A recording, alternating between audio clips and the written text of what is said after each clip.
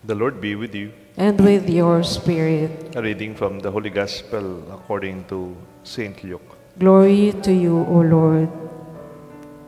Jesus said to his apostles, "Who among you would say to your servant who just come in from plowing or tending sheep in the field, 'Come here immediately and take your place at table'? Would he not rather say to him, 'Prepare something for me to eat. Put on your apron and wait on me while I eat and drink. You may eat and drink when I am finished.' Is he grateful to that servant because he did what he was commanded? So should it be with you. When you have done all that had been commanded, say, 'We are unprofitable servants. We have done what we are obliged to do.'" My dear friends, the Gospel of the Lord. Praise to you, Lord Jesus Christ.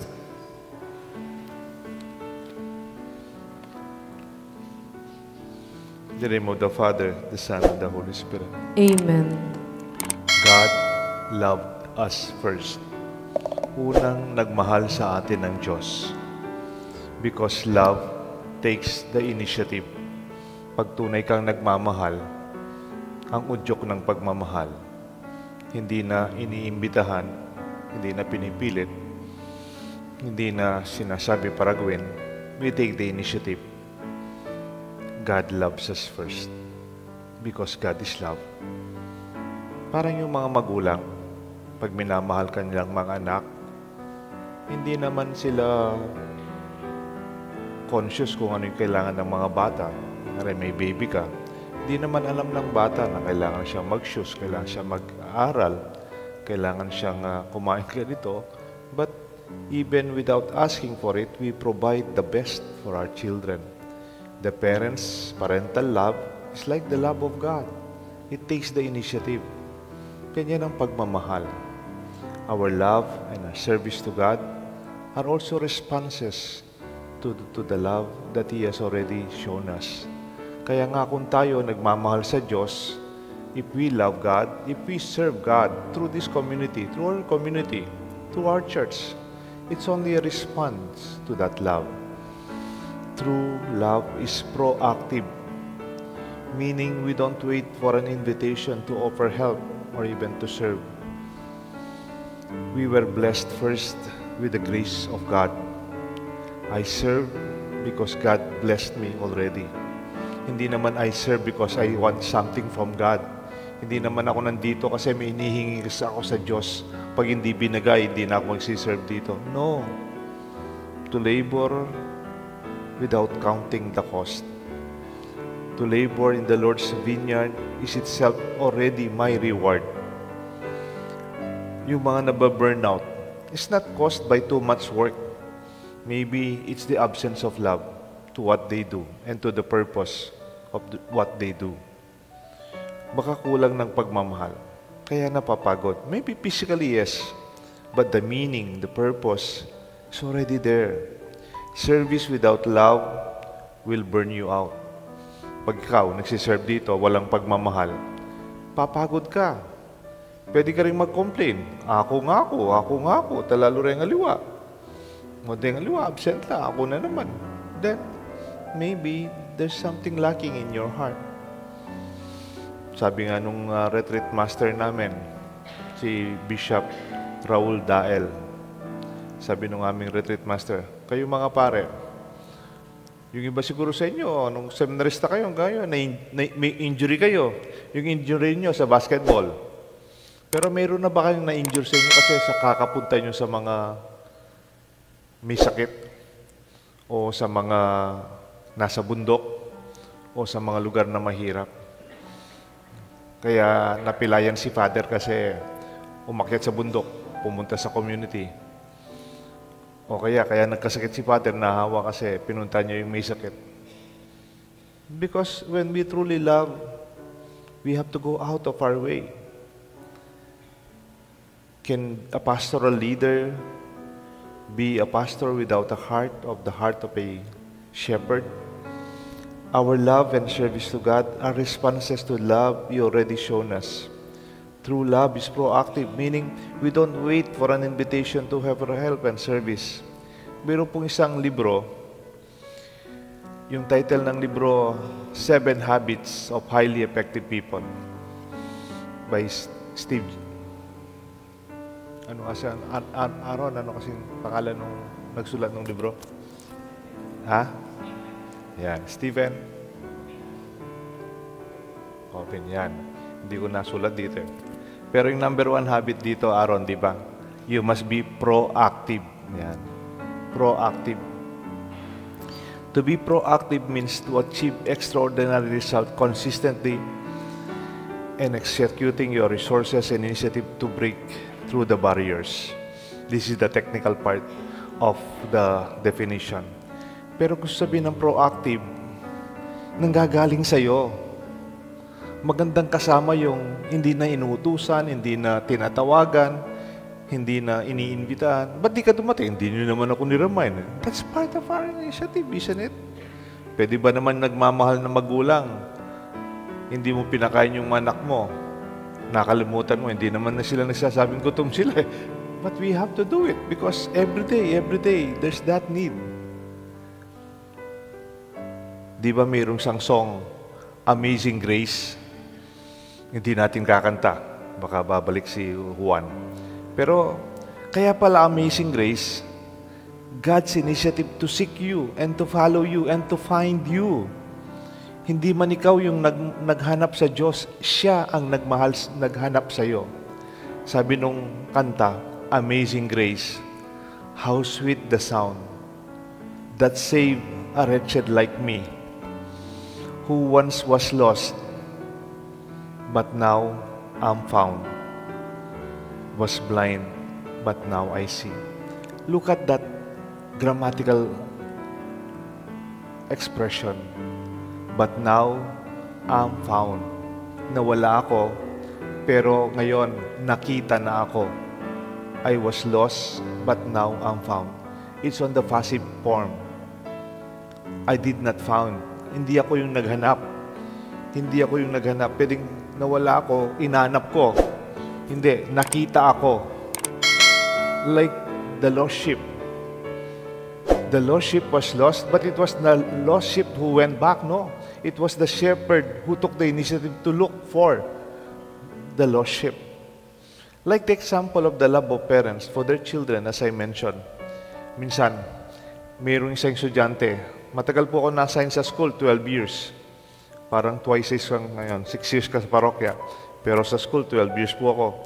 Kumisan, palakad-lakad ako pagkatapos ng opisina. May nakita akong estudyante, umiyak. Bata lang. Oh, why are you crying? Sabi ko, anak ng kaibigan ko. Yung tatay niya, kilala ko yung teacher. Why are you crying? My parents do not love me. They did not give what I want. Hindi ko alam kung nagpapabili ng cellphone to o nagpapabili ng cellphone. I don't know. And I know this kid. I know this kid. Sabi ko, you know, your parents gave you what you needed. Even when you cannot say, articulate it, hindi ka pa nagsasalita. Binibigay na sa iyo ng magulang mo kung ano kailangan mo.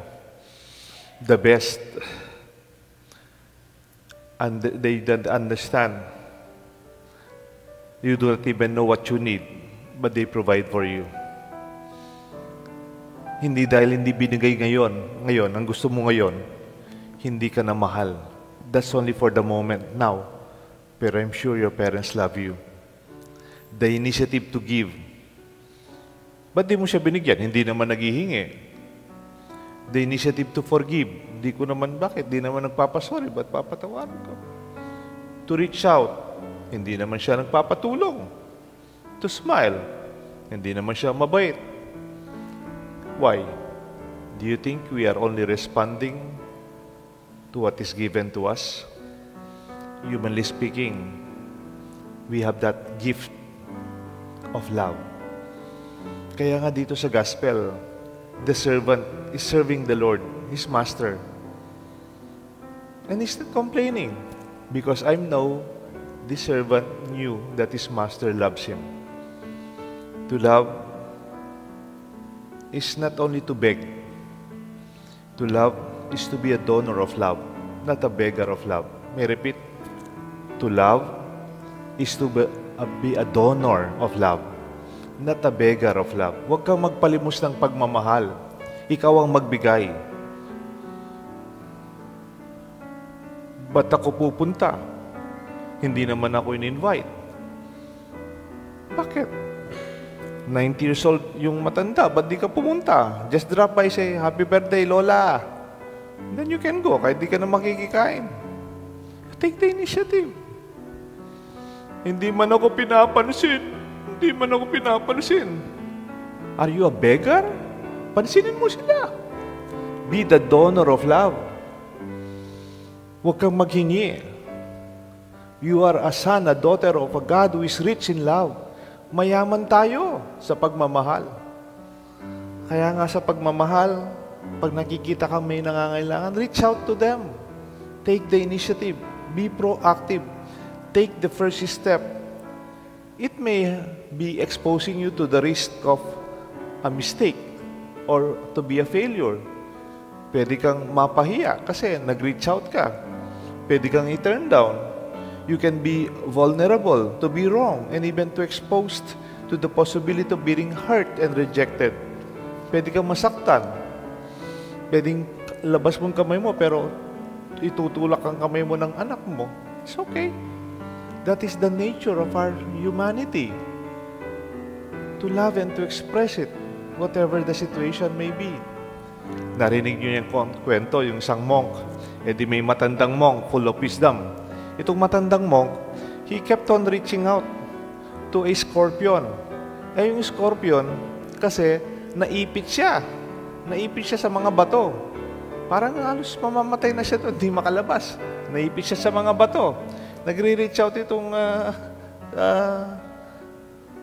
old monk to help the scorpion to be out of that situation. Eh, sabi nitong batang monk, very practical itong batang monk, student niya, did you not know that it is in the nature of the scorpions to sting? Why do you reach out to that scorpion? Hindi mo ba alam na natural sa mga scorpion, pag hinawakan mo, tiguradong they will sting. Masasaktan ka, sabi. Tapos, the monk simply smiled and looked at the young monk and said, why? I would not allow my nature to help to be overcome by the nature of the scorpion to sting. Hindi ko pababaya ma-overcome kung may masamang ugali yan sa kabutihan ko. That is the leader, a matured person, a wise person, a loving person. We do not allow the good in us to be taken over by the situations that are not ideal. God loved us first. Meron po ako nakitang image during our retreat. Yung image, do you remember when Peter was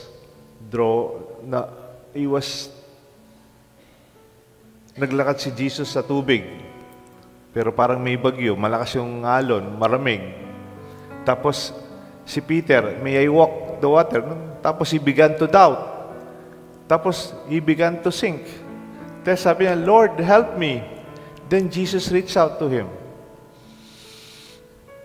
Tignan niyo po yung image, kung nakikita niyo yung image. What is peculiar about the image that you see? It is the hand of Jesus that really reached out. Hindi man po si Peter nakahawak kay Jesus. Ang nakahawak kay Peter, si Jesus. At times when we love, it is us holding. Hindi tayo nagpapakarga. Hindi tayo magpapabigat. Because like Jesus, we reach out. I was lost. I'm found. God took the initiative. Until now, that initiative remains. Let us respond to this lovingly and joyfully. The Father, the Son, and the Holy Spirit. Amen.